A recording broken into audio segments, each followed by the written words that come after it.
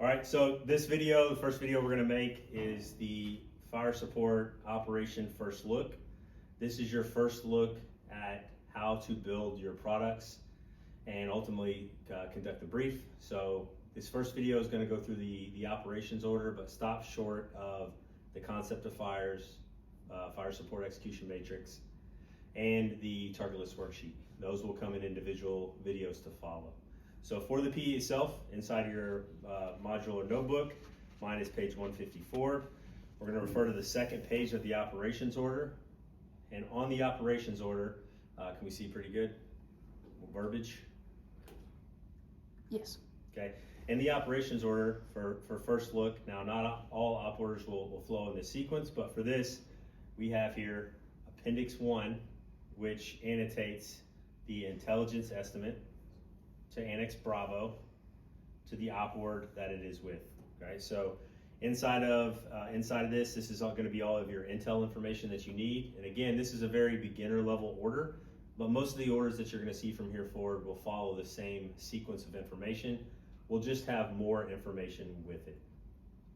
Next, as you go down from here, it gives you your map size.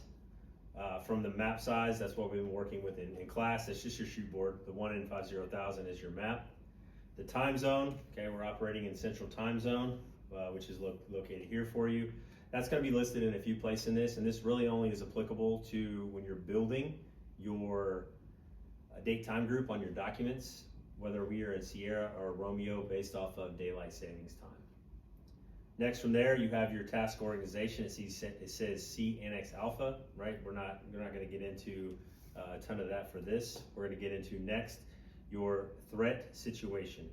Okay, so for this threat situation, what you have here is your disposition, right? That's first. So this paragraph is going to tell you who you are fighting for this operation, right? In this case, you're fighting Delta Company, 2nd Motorized Rifle Battalion, so TMR. Okay, of this, they're equipped with these type of vehicles and who they're being reinforced by for their artillery, and then it gives you their strength and maintenance operational ratings above 90%. Okay, that information there is not as important. Who we're fighting is probably the most important information from that paragraph. From there, it's going to break down the forces. So again, in this order, we're just having the one force. Paragraph 1 here tells you that we are fighting the assault force with this, and they are attached with attached tanks, ADA squads, and their plan is, and they're responsible for, is seizing Objective Murphy. Now we'll get into the objectives and what the overlays look like, but again, we're just trying to digest what's in the operation order first, and then we'll start working from there. So for the assault force, there's 2 forces listed down here. Alpha is your assault force, and Bravo is your support force. So the assault force is made up of a ton of vehicles there. BTRs, BRDMs, T-90s, squads, other weapon systems that they have listed there for you. This is important so that you know what you're targeting when you're planning your targets based off of your company commander's guidance. This also matters because the assault force is only able to travel as quickly as the slowest element within this force. So you need to take a hard look at what vehicles are doing what during which phase, and then when are they dismounting and how does that look, because with dismounts, obviously they're not going to go at the BTR speed, they will then go at the dismount speed. So if you're targeting BTR specifically, you'll need to research, and we'll get to how fast they're traveling with BTRs. So this force here is broken down into 2, the assault and the support force. Support force being D30 battery. All right, so there's your artillery, and the artillery in later orders will give you more locations where they're operating, where they're setting up in, so that we can look to attack those in a deeper fight. But for this, assault and support forces are listed there for you. Moving on with first look, the next section is 2. Is your enemy courses of action, right? Enemy courses of action, your COAs.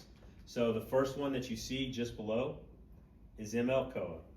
MLCOA is most likely course of action. So this likely course of action is turn the backboard around for the enemy approaching to seize Objective Murphy. What is the most likely route, and how will they take on achieving this objective? we plan mostly based off of how they will take this with the most likely course of action. So if you read through the most likely course of action, that you'll see that they're going to move around Avenue of Approach 1. Okay, this will be important once we get the overlays on our map to seize, again, Objective Murphy. Right? Their plan is to breach through all of the obstacles during the MLCOA, and the artillery platoon from the 56 BTG will prep fires for their company as DCO moves through the area of operation. That is their most likely course of action. So if you refer to the next page, page 156, 156 shows continuation of the MLCOA, and it gives the end state. Okay, the end state of this, if you read through each one of these, it tells their combat power, where they plan to retrograde from, and then finally the terrain and breach lanes for the most likely course of action. Below there is your most dangerous course of action. Right? For the most dangerous course of action, this is the most dangerous to us. And so may not be the best path for the enemy to go to, and that's why they have a most likely. But if they choose this other path, this path will be the most dangerous to us. So we want to make sure that we don't neglect the MD COA as well as we're looking through this operations order. And sometimes certain companies are tasked with everyone inside of MLCOA, or some companies in charge of MLCOA, some companies are looking for the route for MD COA, or a combination of such. Okay, and we'll get into that as we get a little further into the order. So for this, the MD COA, they're going to travel along Avenue of Approach 2 to seize Objective Murphy, right, and breach through the obstacles. Again, the artillery with what they're doing and how they're moving is listed there for you, but is a non-factor in this course of action, right? So non-factor for this course of action. The end state for the most dangerous course of action is listed for you here. And it talks about the maintenance and combat power, right? The retrograde, and then terrain that has to be retained during the MD COA. So continuing on with the operations order itself, right? You get into, we're still all in things about the enemy with the intelligence estimate, analysis and discussion, right? So analysis and discussion. So ML-COA and MD COA are going to assume that the BTR-80s are going to travel at 25 kilometers an hour over gently rolling terrain, okay? We're going to call Fort Sill for now gently rolling terrain. So when you're looking for speeds with First Look, the BTR-80s are traveling at 25 kilometers an hour, and since that's the number that's listed for us here, that's the one that we are going to dive into for this, all right? So moving on to the next page of the operations order, we have your signatures and who built it and things down here. You have your tabs for terrain, IPB products, and then the SITTEMP. These documents are not going to be included into this. So from here, again, move into now our Annex Delta to fires, right? Again, supporting OPORD 224, First Look. So references the first thing that is listed. You have your map size again at 1 to 50,000, same time group. Task order says see Annex Alpha, and in more robust operations orders, you will see Annex Alpha with the rest of the order. The situation itself, all right, as we look into the situation, you have your area of interest, your area of operations, your enemy forces, friendly forces, and attachments and detachments. Real life, all of those are very important, but for us, for this operation, there's not a lot of information there that we really need to retain for us to build our products as we move forward. What is important is the unit's mission. So the unit's mission is listed for you. No, this does not go on any sort of a product, but this helps you understand what to achieve for the company that you're supporting in relation to this mission. So we want to highlight the mission. We want to make ourselves familiar with this mission. This mission is going to tell us that we're in the defense, and we're going to block 1MR from seizing Objective Red, right? Seizing Objective Red. Next, we get into the concept of operations in the execution phase.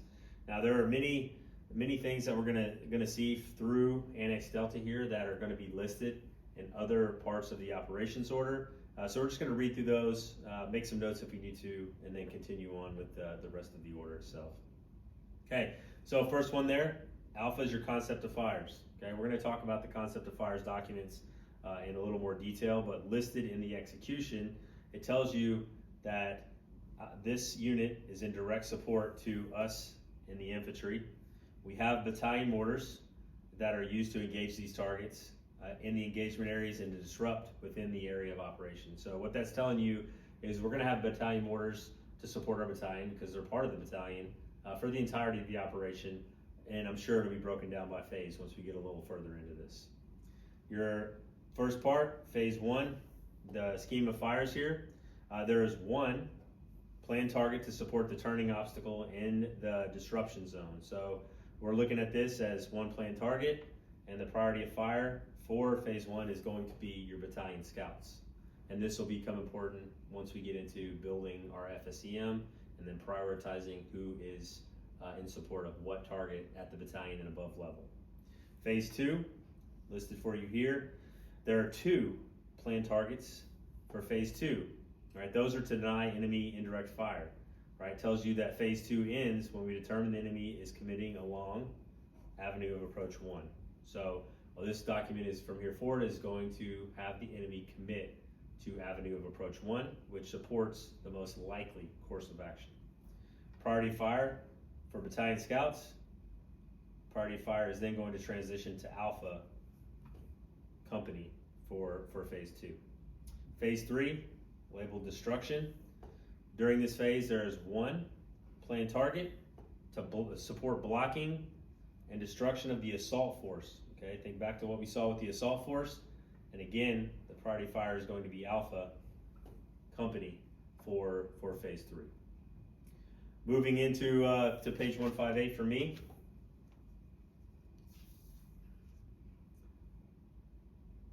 We're going to get into phase four, which is our consolidation. Okay, phase four consolidation. It's going to begin with Delta 2MR is defeated, and we're going to defeat them in EA leg, right? And there are no planned targets for this phase. When I say no planned targets for this phase, we're looking at a battalion operations order. So company targets could still be applicable, but the battalion has planned no targets. Priority of fire for this phase is going to be with Charlie Company. Moving into the fires organization for combat. Okay, fires organization for combat is going to tell you who we have in support and internal to the battalion for this operation. First, you're going to have Alpha Battery here. They are a 105 millimeter towed battery. They're going to be in direct support, and they are located in PAA 1, right, position area of artillery. The lower left-hand corner of PAA 1 is 5739. Right, that's that 4-digit grid to the lower left-hand corner of the PAA. PAAs are generally 2x2 and should be listed elsewhere within the operations order, and we'll see that as we continue on with the fires documents. Next, internal to the battalion, we have the battalion mortar platoon. It's going to tell them that they're going to occupy mortar firing point 1, and it's going to give us a grid to mortar firing point 1 with an azimuth of fire. They will then move. It says no later than H plus 12, but we need to know it's on order, move to mortar firing point 2 with a grid and azimuth of fire for mortar firing point 2. And this will be clear, a little more clear on future documents on when this action is happening. Fire mission processing is the next paragraph within this operations order. And it says all companies will use centralized observer control option.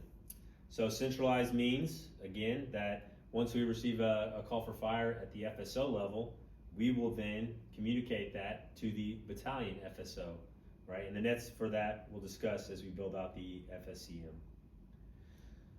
Restrictions here, okay? No white phosphorus smoke within inside of civilian populations or built up areas for this operation. We're not processing any smoke or building smoke missions, but that restriction does exist. The coordinating instructions are listed here below for you. Yep, it's applicable upon receipt. Next, the essential elements of fires information. So all OPs have to pass up to the battalion an 8-digit grid. And then loss of any firing capability in a mortar section. So essential elements, right, that need to be passed. Number 3 is your FSCMs, which are your fire support coordination measures. These are going to be listed in other documents, meaning the concept of fires and the FSCM as well, but this is a third location that you can find these.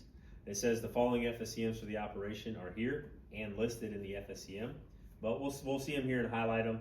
I'm not going to highlight the whole thing, but this is another location that you can find those. So the first one here, FSCL Bronze, gives you the grid to grid that it is there. It's been established by the 82nd Airborne, and it is active for phase 1 through 4. CFLs, silver and gold are next, and they trace the phase lines with the same name, established by 2BCT, and then they're active for silver in phase 1 only. Gold is active for phase 2 through 4 and on order for phase 1. How this is wrote here within the operations order is how you should record it on your FSCM as well, that it is active for those phases and on order for the other ones. And we'll talk about that once we get to those. RFL North is next, and it's going to follow the northern boundary, established by 2BCT and active for phase 1 through 4. RFL South, southern boundary, okay, established by 2BCT in phases 1 through 4. At the battalion level, they have 2 NFAs, NFA 1 and 2. The grids are listed for you here.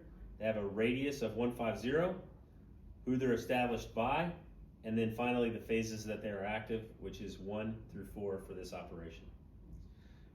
Bravo tells you that all FCMs requested or changes must be submitted to the battalion.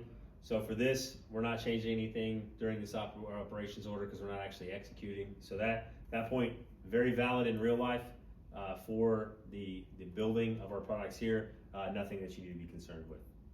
Charlie, though, tells you the minimum size of the NFAs must be a 150 meter radius.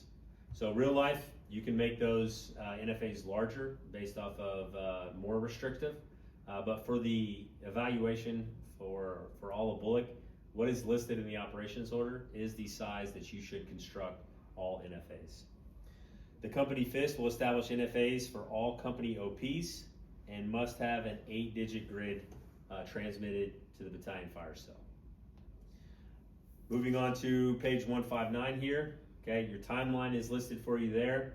Timeline for this, what's going to be applicable to you and Bullock is going to be the timeline for submission, grading, reviewing, those things. So this information, very valid in real life, nothing that you really need for classroom instruction. Below you have your targeting guidance, okay, target guidance here, your high payoff targets, your attack guidance matrix. So this tells you which phase, which was a priority based off of the categories for the high payoff, and then for the attack, how, the effects, and then those remarks needed. Very applicable in real life for building out your products for Bullock. There's nothing here that you really need to focus hard on. So number 6 tells you the boundaries. Okay, your RFLs will be established on all unit boundaries. Okay, all unit boundaries. And then again, clearance of fires. All fires are centralized for this operation. That concludes Annex Delta for this operations order, and we're moving into our next paragraph here, sustainment. Okay, sustainment for this, the resupply rates, the ammunition stuff there that's listed. Yes, real life, very important. Nothing you need to plan for based off of the operation first look in the products you're responsible for. The equipment that you have, you will need this on how you're going to divvy it out for your brief, but for building your products for this, not as applicable. The FSO locations and then succession of the fire support, things that are again important, but not for building products here. And if you would, that concludes the operations order.